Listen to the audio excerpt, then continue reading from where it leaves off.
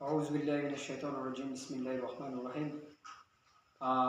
আমার দ্বীনি ভাইয়েরা, ইমামুল মাহদী সম্পর্কে অনেক ভাই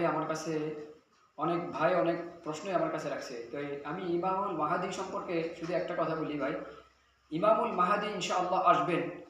তো তিনি সময় হলে অবশ্যই আসবেন।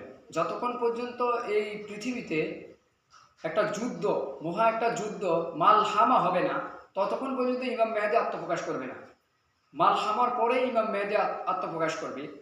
অর্থাৎ ইরাকের পুরাত নদী ইউপেটাস নদী নিয়ে স্বর্ণের পাহাড় উঠবে, সেটাকে কেন্দ্র করে সারা পৃথিবীতে একটা যুদ্ধ সৃষ্টি হবে। ৮০,০০০ সৈন্য করে, এক এক কান্ট্রি থেকে ৮০,০০০ সৈন্য করে আসবে। তো সেখানে মুসলিমদের মধ্যেও দল যাবে।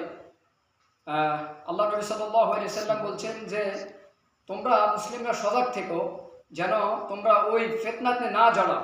এমনকি তোমরা ওখানে গেলে ওই ফিতনাতে তোমরা জড়িয়ে যাবে। এই জন্য আল্লাহ রাব্বুল আলামিন, আল্লাহ নবী সাল্লাল্লাহু আলাইহি সাল্লাম এই কথাটা তিনি আমাদেরকে বলছেন যে ইমামুল মাহদী যে সময় আসবে, সময় হলে আসবে, কিন্তু আমরা এই সময়টা কাজে ব্যয় না করে আমরা এই সময়টা ইমামুল মাহদীর অপেক্ষা নিয়ে থেকে আমরা চেষ্টা করি, এমনকি আমাদের সন্তান থেকে করি।